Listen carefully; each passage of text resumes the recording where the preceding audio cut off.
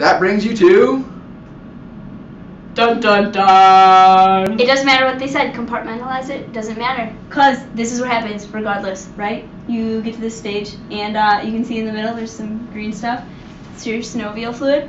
And the immune response comes and it starts attacking the cells, so that area shrinks. In the other slide, it was everywhere. It's evenly distributed. Now it's only in that little area. And there's cartilage around it, which is now inflamed also, and it's inflamed because it's hungry. The synovium usually gives it nutrients, but now it has no nutrients, so it's going to die. Sad. And then, yeah, so as that area's all shrinking, the bones are going to start getting closer and closer together, and eventually they're going to rub together, and then that causes bone spurs, which Fran will tell you all about later. So, does it metastasize? Does rheumatoid arthritis move? Kind of, but not really. No one knows. No one knows. No it's true. evidence. No one knows. I don't know. Emily doesn't know. Fran doesn't even know. No one knows.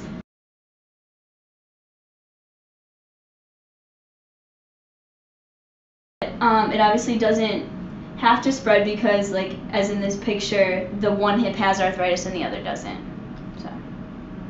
Oh, also, you can tell this one's normal because it's got the air socket, or like the air pack right here with like synovium and stuff that doesn't show up on the X-ray, and over there it's all fused together. Low friction.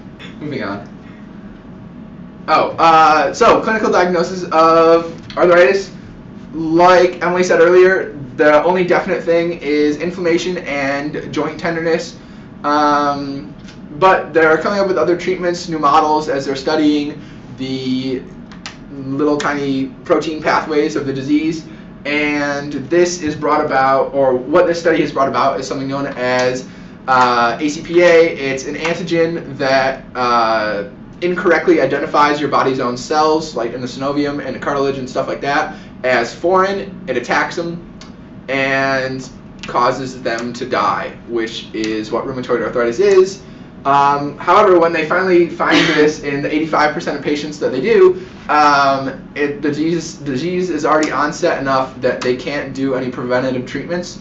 But this is a good starting point. It's promising. They found it, and now they can work backwards from that to discover more pathways and try and explain the inside out or validate the outside in.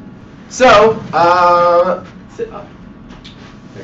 here we have up here the implication of symptoms of rheumatoid arthritis. So Abby mentioned bone spurs earlier, and the way a bone spur forms is when the joints get close enough together and the bone actually starts rubbing on the bone, or before that when there's just a lot of friction in the system,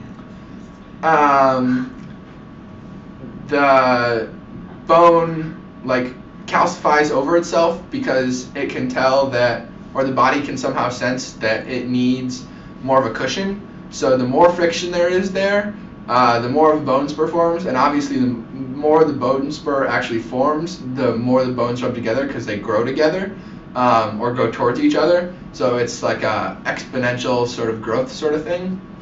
And since bone spurs are obviously made out of bone and calcium, it's not like they just go away. One of the treatments surgically of rheumatoid arthritis is actually to go in and cut off those bone spurs that has caused the joints to come so close together, and that's one of the reasons it's so painful to move. Which you can see in this picture right here. The hands have all pronated out, presumably due to either the deterioration of like the ligaments and the tendons in the hands, so that they're stuck in one position, or because bone spurs are all forcing the fingers out. I couldn't find the information on the picture, but those are two possible causes, both synonymous with rheumatoid arthritis. So those are some of the macroscopic changes from the microscopic disease, and like Emily said earlier, you have mild discomfort when you originally get rheumatoid arthritis when you're, say, 20 or 30, and in 4 or 5 years, you can end up like that. But there's drugs and stuff out on the market which are used to treat this autoimmune response, and now Emily's going to talk more about it.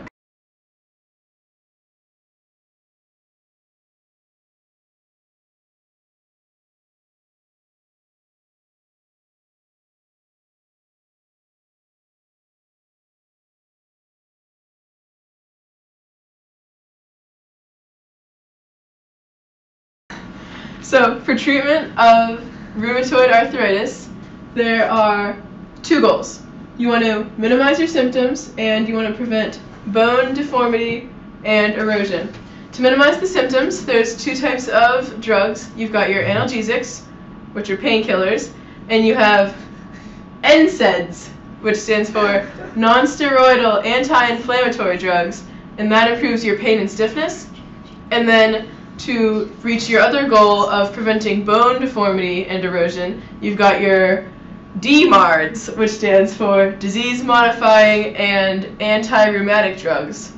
And these reduce the rate of damage to bone and cartilage, and can even sometimes slightly reverse the damage that's already been done.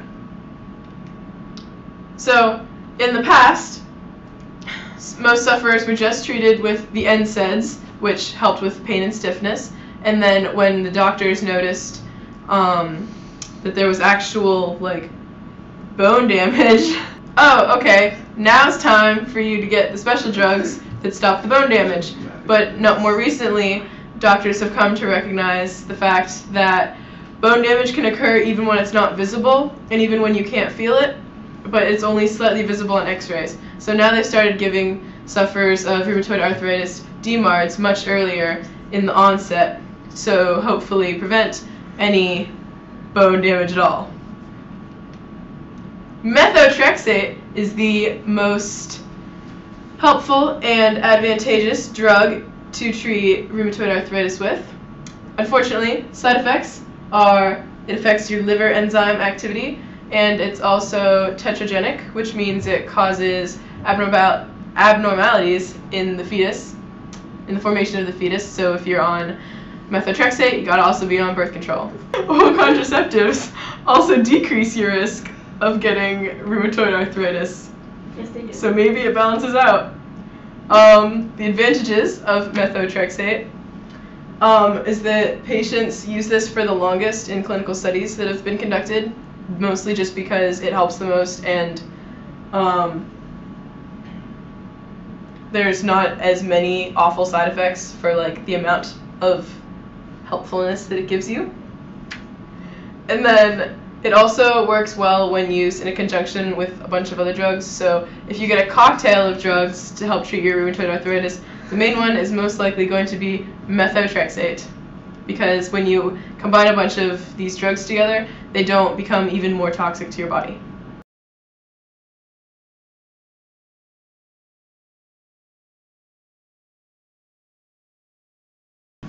In conclusion, there's over 100 types of arthritis. You can have juvenile onset arthritis. It can happen at any time in your life. So, reviewing arthritis causes something to it causes an autoimmune response. We focus mainly on the knee, but it can happen from anywhere in your body. Typically in rheumatoid arthritis patients, it happens in your toes and your hands and gradually progresses into your shoulders and your hips. However, they don't have any pathway that proves that it actually metastasizes in that manner. Maybe those are just where the symptoms first come apparent to the person that has it. Who knows? We'll find out later. Come back to us when we're grad students. If we graduate. Yes, that requires chem, so maybe not. Some of us are never going to finish. Don't worry about it. So, until next time, everybody. Thanks for watching. I know it looks cool, but it doesn't actually, it's not like the easy button.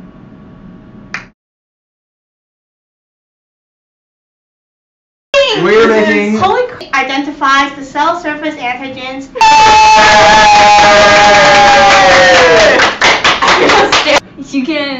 Arthritis can develop at any age, and it doesn't select for ethnicity. Guest appearance. Guest appearance by Jamie. Head on up there. Say hi. Come on up here, big guy. Come on. Arthritis is not completely understood, and multiple theories exist on how to research, diagnose, and treat every version of this debilitating disease. Okay. Did you press the... Emily, I have a question. Yes, Fran? What's one of the side effects of methotrexate? Another side effect of methotrexate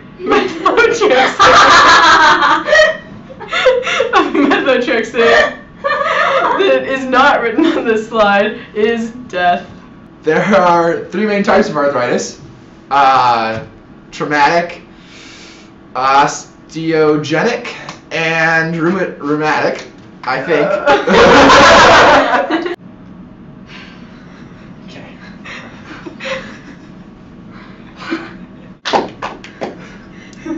Oh, wait, I have a question.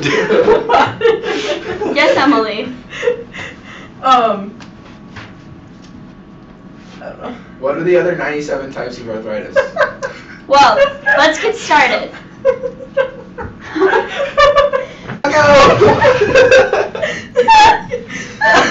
That was pretty sweet. Can I do that again? Here, come here, I'll do it to you. I mean, I don't know. I'll have my leg press this down like you, but we'll see. Okay, ready? Yeah.